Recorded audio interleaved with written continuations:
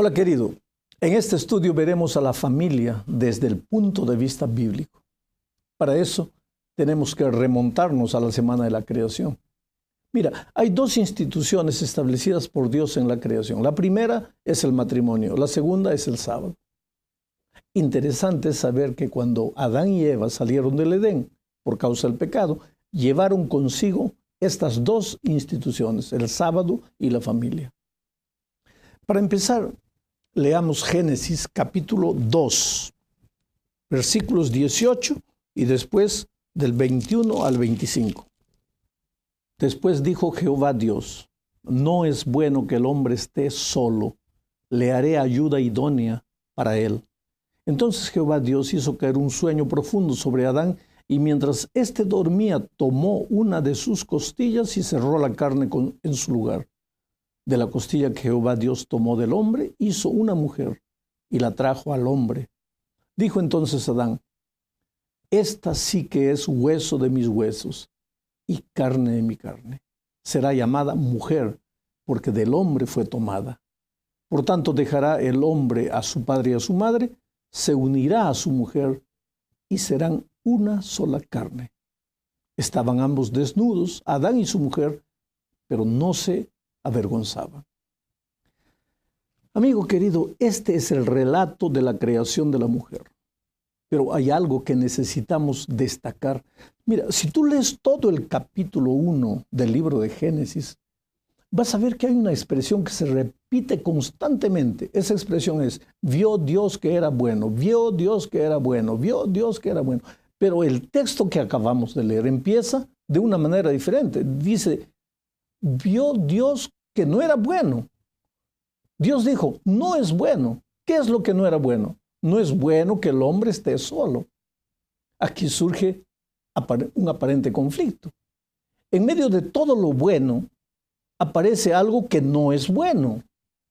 Pero ¿no fue Dios el que creó a Adán solito? Y ahora descubre que eso no es bueno. Espera, ¿Dios no sabía lo que estaba haciendo? Solo se dio cuenta que no era bueno que el hombre estuviese solo cuando lo vio triste, mirando que todos los animales tenían una pareja. Oh, querido, pensar de esa manera sería una ingenuidad. Ahora, si Dios creó a todos los animales en pareja, claro que la creación de Eva también estaba dentro de sus planes. Lo que sucede es que tanto la creación del hombre como la creación de la mujer fueron diferentes de la creación de los animales. Dios no usó solo el poder de su palabra, sino que usó sus manos. El ser humano fue, por así decirlo, una obra artesanal de Dios. En el caso de Adán se manchó las manos con barro, y en el caso de Eva se manchó las manos con sangre. La declaración: no es bueno que el hombre esté solo, no es una conclusión a la que Dios llega al ver a Adán solo. Es la descripción de una situación para resaltar el valor del matrimonio. Pero ahora vamos a la segunda parte de este estudio. Eva tenía que ser creada desde el momento que el ser humano era la imagen y la semejanza de Dios. ¿Qué quiere decir eso? En Dios podemos ver la unidad de las tres personas divinas. Es decir, constatamos que las personas del Padre, del Hijo y del Espíritu Santo son un solo Dios, sin desfigurar las características propias de cada persona. El Padre no es el Hijo, ni el Espíritu. Del mismo modo que el Hijo y el Espíritu no son el Padre, y sin embargo son uno solo. Los tres son el mismo Dios, pero no son la misma persona. Bueno, en el caso del ser humano debería suceder lo mismo. Adán y Eva eran dos personas diferentes, pero desde el plan divino deberían vivir como si fuesen un solo ser, con sus propias características, con su individualidad, claro, pero no separados, no en lados opuestos. No se puede hablar del ser humano pleno, completo, sin hablar del hombre y de la mujer juntos. Este es uno de los aspectos en que el ser humano fue hecho a la imagen del propio Dios.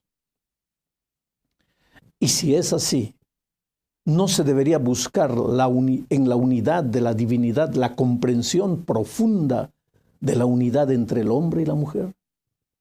Adán y Eva eran distintos, pero al mismo tiempo complementarios. No es bueno que el hombre esté solo. Voy a hacerle una ayudadora, dijo Dios. ¿Qué significa ayudadora? Muchos podrían creer que ayudadora significa asistente, o sea, el hombre es el principal y la mujer solo ayuda, es su asistente. Pero eso no es verdad. Eso le quitaría valor a la mujer y le daría un valor exagerado al hombre. Dios no los habría criado iguales entonces. Bueno, para entender mejor el concepto bíblico de la palabra ayudador o ayudadora, necesitamos leer otro versículo donde se encuentra la palabra ayudador. Es el Salmo 46, versículo 5. Dice así: bienaventurado aquel cuyo ayudador es el Dios de Jacob, cuya esperanza está en Jehová su Dios. La palabra ayudador, refiriéndose a Dios en hebreo, aquí en este versículo, es la palabra ezer, que es la misma palabra en el caso de Eva, cuando se dice que fue ayudadora. Y ezer no significa asistente. Dios no podría ser asistente del ser humano. Ezer, la palabra hebrea, significa literalmente el que viene a rescatar a alguien del peligro en que se encuentra. Pero sigamos adelante. Al despertar a Adán del sueño y ver a la mujer recién creada, él compone una bella poesía. En el hebreo, lo que Adán dijo, lo dijo en verso. Esta sí que es carne de mi carne y hueso de mis huesos. Era un verso. Nota que el hombre frente a la mujer la reconoce como igual en cuanto al hecho de ser humano, su rango, su nivel. Hueso de mi hueso, carne de mi carne. En Eva, Adán reconoce su propia humanidad, pero al mismo tiempo se sorprende y reconoce algo novedoso en ella, que la diferencia de él. Así comienzan entonces características propias de cada uno de ellos, que teniendo un origen común, se desarrollarán de un modo específico y diferente, particular. Cada uno con sus características, pero los dos uno solo. Solo que ese desarrollo de cada uno será posible mientras hagan o sean una sola carne. Es decir, cuando reconociendo su propio origen, su propia identidad individual, aprendan a vivir en unidad. Unidad que hace posible, paradójicamente, que ambos sean distintos, al mismo tiempo unidos. En la unidad son dos los que se unen. La unidad, a diferencia de la uniformidad, la unidad reconoce las diferencias porque se realiza en la relación armónica de dos diferentes, pero que actúan como uno.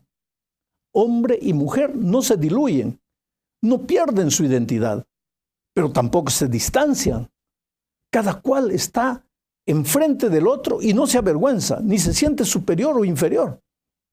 Esta realidad se ilustra en la expresión: estaban desnudos y el hombre y su mujer, pero no se avergonzaban uno del otro. Es decir, hombre y mujer se reconocen en su necesidad de complementación y no se avergüenzan de ello. Esa es la desnudez que no esconden, sino que reconocen al complementarse. Hombre y mujer ven claro que la plenitud de su propia humanidad se realiza al ser un organismo sin partes separadas, que es lo que ocurre cuando escondemos la desnudez, al separarnos. En la unidad del esposo y de la esposa no hay espacio para la extrañeza, porque el hombre y la mujer, por el hecho de reconocer que necesitan uno del otro, no renuncian a su individualidad, pero son uno. Por eso deja el hombre a su padre y a su madre y se une a su mujer y se hacen una sola carne. En la tercera parte de este estudio veremos el consejo de Jesús con relación a un matrimonio feliz. Leamos Marcos capítulo 10, versículos 7 al 9.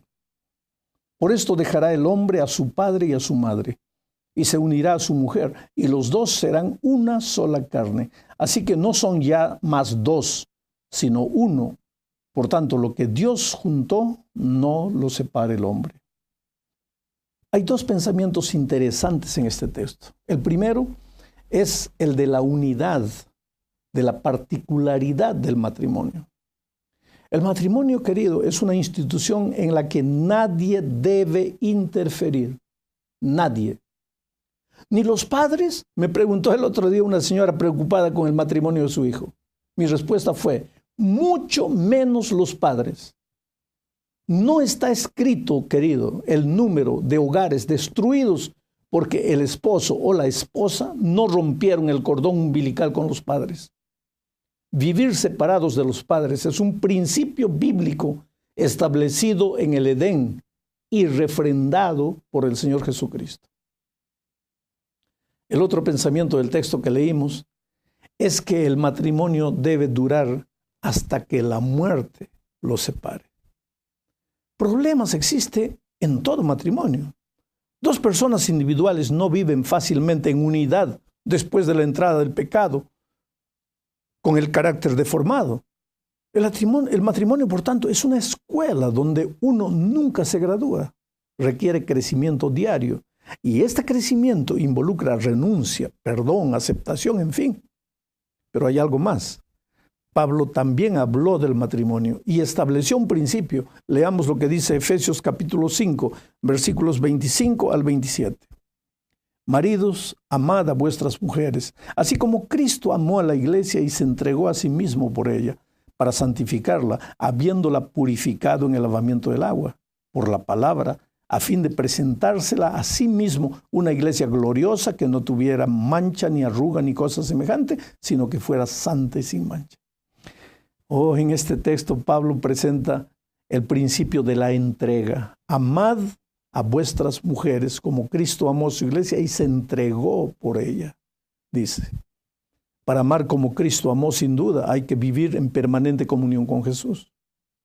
Solo cuando el carácter de Jesús sea reproducido en el ser humano, Él podrá amar como Cristo ama a su iglesia y solo entonces podrá renunciar y entregarse, y esa entrega es la que fomentará el crecimiento de ambos dentro del matrimonio.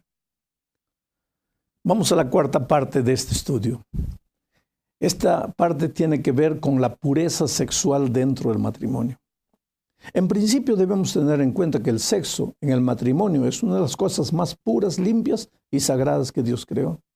El sexo es tan puro para Dios que en el Antiguo Testamento, cuando marcó a su pueblo para identificarlo como su pueblo, no lo marcó en la frente, ni en el corazón, ni en la mano. Lo marcó en el órgano sexual a través de la circuncisión. Y en el Nuevo Testamento, para ilustrar el tipo de relación pura que desea tener con su iglesia, Jesús usa la ilustración del sexo entre esposo y esposa. Mira cómo para él el sexo es puro, limpio, sagrado. Pero el problema es que para que el sexo sea el don puro, santo, sagrado que Dios estableció, debe ser en el contexto del matrimonio, entre un hombre y una mujer. Aquí podríamos hablar mucho más, pero el tiempo no nos permite. Leamos, sin embargo, lo que dice Mateo, capítulo 5, versículos 27 al 30. Oísteis que fue dicho, no cometerás adulterio, pero yo os digo que cualquiera que mira a una mujer para codiciarla, ya adulteró con ella en su corazón. Por tanto, si tu ojo derecho te es ocasión de caer, sácalo y échalo de ti, pues mejor te es que se pierda uno de tus miembros y que no todo tu cuerpo sea arrojado al infierno. Y si tu mano derecha te es ocasión de caer, córtala y échala de ti, pues mejor te es que se pierda uno de tus miembros y no que todo tu cuerpo sea arrojado al infierno. Esta declaración de Jesús es aparentemente terrible, dura, en extremo. Corta tu ojo si eso es ocasión para caer. Ahora, pero si Jesús, el Señor del amor, el Señor de la gracia, lo dijo, debe ser porque vale la pena pensar en esto. Llegamos ahora al fin de este estudio. Aquí veremos parte de lo que ya dije. El matrimonio y sus relaciones íntimas son usadas por Dios, tanto en el Antiguo como en el Nuevo Testamento, como símbolo de la relación de amor, unidad y fidelidad que Él desea tener con su iglesia. Tanto así que muchas veces encontramos la figura de la esposa infiel como símbolo del pueblo de Dios que lo traiciona y se va atrás de dioses paganos. El libro de Oseas es un ejemplo claro de eso. Antes de entrar a la tierra prometida, el pueblo de Israel tendría que pasar por el territorio de pueblos paganos que no conocían al verdadero Dios. Y mira la advertencia que encontramos registrada en Éxodo 34, 15 y 16. Por tanto, no harás alianza con los habitantes de aquella tierra, no sea que cuando se prostituyan siguiendo a sus dioses y les ofrezcan sacrificios, te inviten y comas de sus sacrificios, o que tomen de sus hijas para tus hijos, y al prostituirse ellas tras sus dioses, hagan que tus hijos se prostituyan también yendo tras los dioses de ellas. Qué orden tremenda, queridos. Sin embargo, cuando el pueblo de Dios es fiel, el Señor usa las relaciones íntimas del esposo y de la esposa como un símbolo de la unidad entre él y sus hijos. Quiere decir, el mismo símbolo puede ser usado para la infidelidad o para la fidelidad, dependiendo de la actitud del pueblo. Eso nos habla de la importancia de la decisión. Dios nos creó libres para aceptar o rechazar, para ir en pos del verdadero Dios o correr atrás de dioses ajenos. Todos los días, cada momento de nuestra vida estamos tomando decisiones, para bien o para mal. Inclusive para aceptar el poder y el amor de Dios manifestados en la creación o creer que todo apareció por acaso y es fruto de la casualidad. Pero el matrimonio aconteció en la semana de la creación como una de las cosas puras, santas y sagradas, como un cerco de protección y de amor y de cuidado para el propio ser humano. Que Dios te bendiga.